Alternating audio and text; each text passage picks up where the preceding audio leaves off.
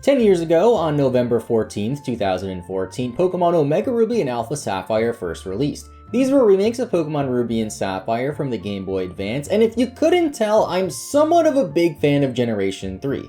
While they weren't the first remake games in this series, and they weren't the last, I have to get my copy of Brilliant Diamond real quick. Yeah, a lot of people, they don't like you guys, but they are the most unique remake Pokemon games, so in honor of the 10th anniversary of Omega Ruby and Alpha Sapphire, I decided to replay them again and make this video on it because at this point, I'll take any excuse to talk about the Generation 3 Pokemon lifespan in some capacity over and over again, and if you like hearing me ramble about Pokemon, consider leaving a like and subscribing, or just don't, I don't know, maybe you don't want to.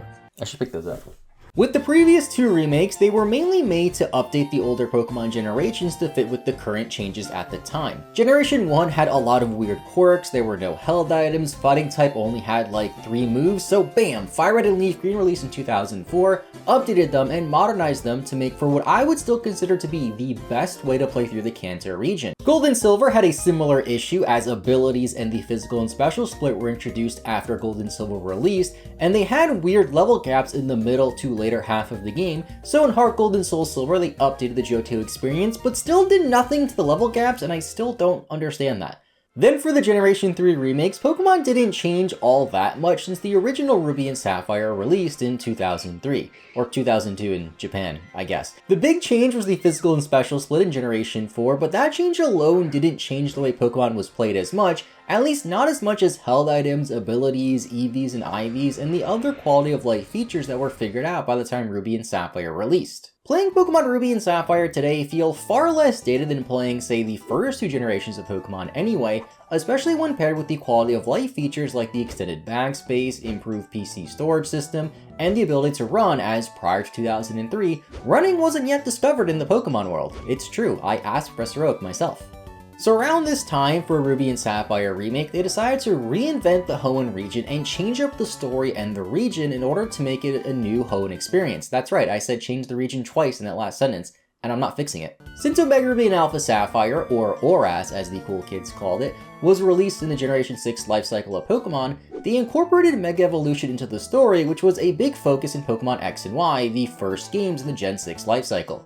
When Omega Ruby and Alpha Sapphire were first announced, I thought they'd do something with like what they did in Pokemon Sun and Moon with Mega Evolutions, as Megas were in Sun and Moon, but they were locked until the post-game and didn't do much more than that. This time around for Omega Ruby and Alpha Sapphire though, they incorporated Mega Evolution into the story of the Hoenn region, and even built upon it by adding some new cool Mega Pokemon, like Mega Sceptile, Mega Salamence, and Mega Flygon. Okay, well, not Mega Flygon, instead we got this. I know some weirdos out there are going to be like, oh, but I love Mega Glalie, it's so cool. You see this Glalie card? You see me too? Hi. I couldn't find my other one, but back in Christmas in like 2015, I got Pokemon cards and pulled 2 Mega Glalies. Like, that was just upsetting. That Mega Glalie could have been like, it could have been like a Korean Mega Ampharos. PaPaSea, why do you have a Korean Mega Ampharos? I don't know. I actually don't know why I have that. They also built upon Mega Evolution with Primal Reversion, which is a similar temporary in-battle evolution that Groudon and Kyogre can undergo that's basically just Mega Evolution without just calling it Mega Evolution. Then Rayquaza has a Mega Evolution as well too, but it just doesn't need a Mega Stone to Mega Evolve, which is pretty unfair when you think about it. Like, how come Latios and Latias need to hold a Mega Stone, but this giant green eel doesn't? I'm sure there's some sort of lore reason behind it that someone's going to comment down below, but I don't agree with it. It's false. The cover legendary Pokemon getting these new forms also tie into the evil teams, Team Aqua and Team Magma. Now they are not only chasing after the legendary Pokemon, but they want them to undergo Primal Reversion to either flood the world for Kyogre or dry up the world with Groudon. Both are equally as stupid. Personally, I would have liked it more if they took more of the Pokemon Emerald approach, where both evil teams were actively evil in the story of the game, and they go after their respective fish or dinosaur thing, but instead if you play Omega Ruby, Team Magma is evil, and Team Aqua is just trying to stop them, while if you play Alpha Sapphire like I did for this video, mainly just for Lotad by the way, it's the opposite. And speaking of Lotad, how about a quick horde hunt for a shiny Lotad in my Alpha Sapphire? I'm still shiny hunting, I know. I don't know if you guys are sick of me shiny hunting in my videos randomly, but I'm gonna keep doing it, because if I get one live on camera, it'll be the greatest shiny reaction ever, and I just want that. Pokemon? Wait. Pokemon. Okay. So I gotta go to my Surskit.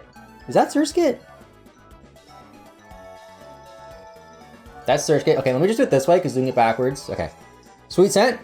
So there's only like I think a 35% chance of Lotad even appearing. But even if it's not Lotad, we can still get a shiny.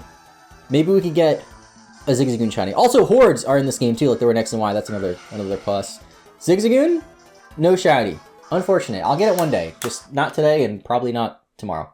I do like how they incorporated Mega Evolution to change up the story much more than the previous 2 remake games did, and more than the remake game after did as well. As, again, I'm not allowed to talk about Brilliant Diamond and Shining Pearl.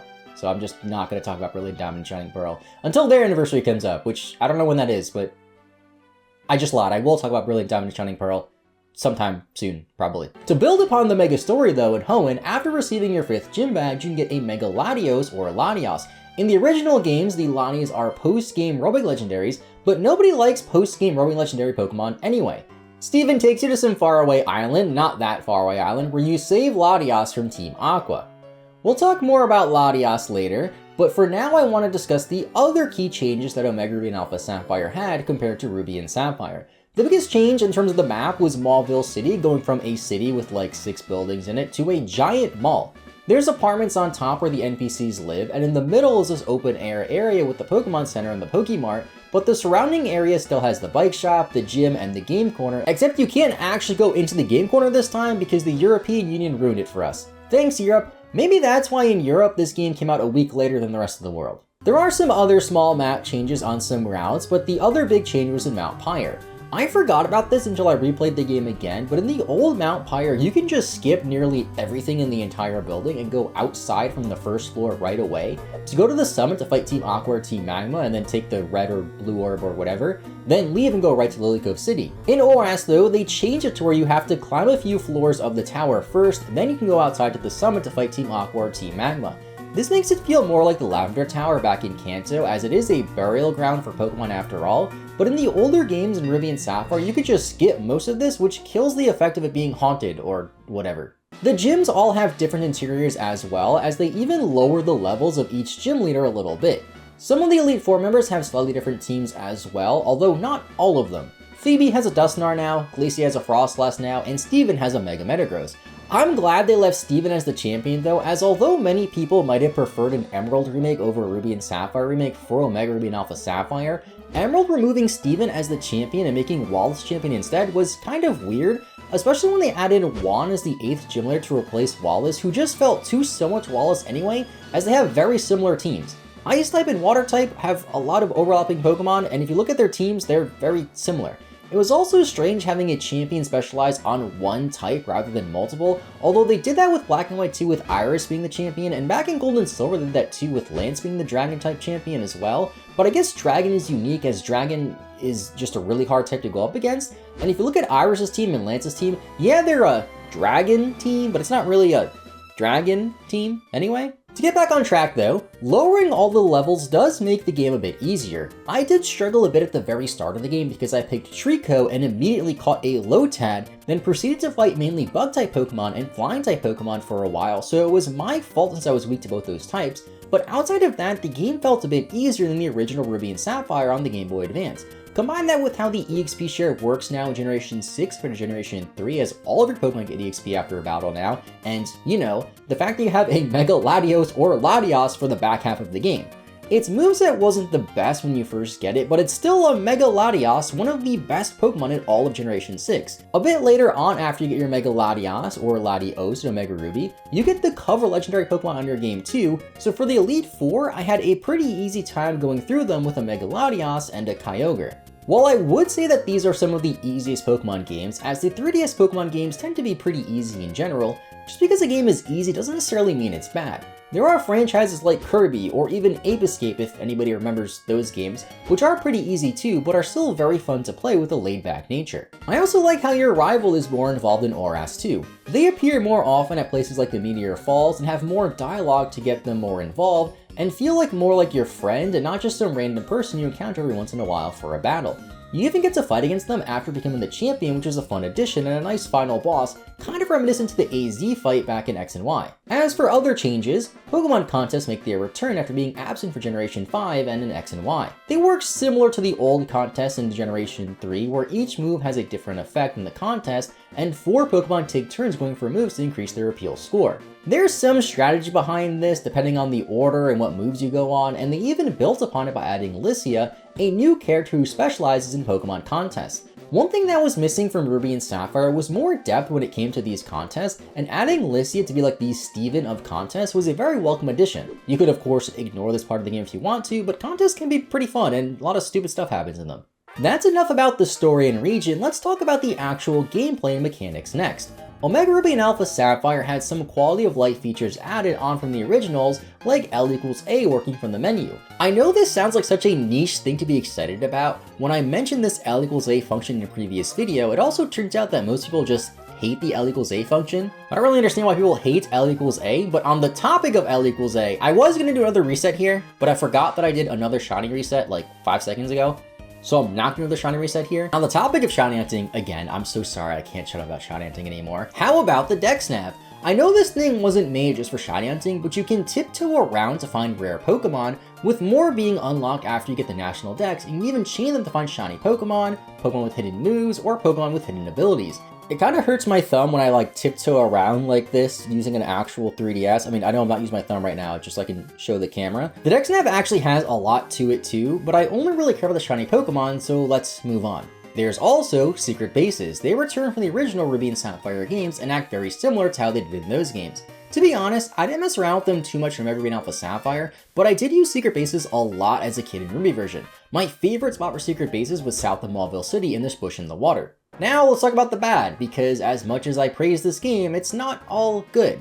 First, for the elephant in the room, or should I say the Tropius in the room, I don't think Tropius is an elephant, so I don't know why I wrote that in the script, but there's no battle frontier on Omega Ruby and Alpha Sapphire. I was a bit of a Hoenn baby growing up and played a ton of Emerald version, but could never quite figure out how the battle frontier worked. I spent so much time in the battle factory and the battle pike mainly, and despite having over 100 hours played in Emerald version as a kid, I never got even a silver medal, and I still don't really understand how they work, to be honest.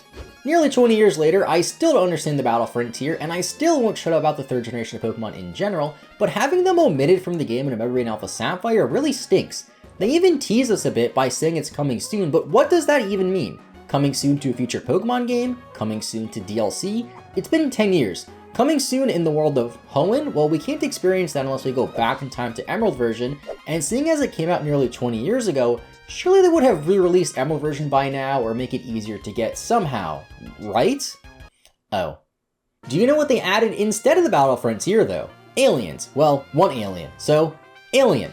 Deoxys is a Pokemon that always eluded me as a child, as it was only given out through in-person events at the time when Generation 3 was new, but now you can go to Mossdeep City, go to outer space, and fight Deoxys and catch one yourself. This sounds like a silly playground rumor because it was back in the day, although back in the day people used it for Jirachi more than Deoxys. But they made this a reality in ORAS through the Delta episode, which also talks more about Mega Rayquaza and features Zinnia, who can talk to dragons or something like that. You might also think, whoa, Zinnia has this cool sick outfit, maybe I can customize my character too and have a cool outfit like her, like I could also do in X and Y, but no, you just can't. There's no trainer customization in this game whatsoever, which is a bit weird since it was a huge focus in X and Y. It returned in Pokemon Sun and Moon, but in the game where you have Pokemon contests where your outfit could actually matter, no, you just can't customize your outfit at all. Unlike in the previous remake Pokemon game 2, Heart Gold and Soul Silver, Pokemon can't follow you around either. I don't really care too much about Pokemon following you around, but I know if I didn't mention this video, somebody else would have mentioned it since you guys really love it when Pokemon can follow you around. They did have follow-up Pokemon return in the next remake Pokemon game though that I'm not allowed to talk about, even though Pokemon were so slow in that game would often be like 10 feet behind you. I also thought it would be fun to ask you guys what you think about Pokemon Omega Ruby and Alpha Sapphire, so I made a post on my YouTube community tab and asked what you guys thought were the best or worst things about Omega Ruby and Alpha Sapphire. Some of my favorite comments from here include, too much water, 7 out of 10. Yes. Bill Clinton was still president. D's nuts. Thank you everyone for your wonderful contribution and input, which helped me a lot with making this video. And a lot of people also mentioned how you can fly around on Latios or Latias, which I didn't discuss in this video. It was fun to just fly around and see the Hoenn region, but usually I prefer to just fly around normally with the Fly HM. I'm sure there's other cool things or not so cool things that ORAS did that I didn't discuss in this video, so feel free to comment about them as well. Overall, I still really like Omega Ruby and Alpha Sapphire and don't know if we'll ever see another remake Pokemon game quite like them. Let's Go was kind of close as they changed up the story and included Mega Evolution, but it just doesn't feel the same as ORAS.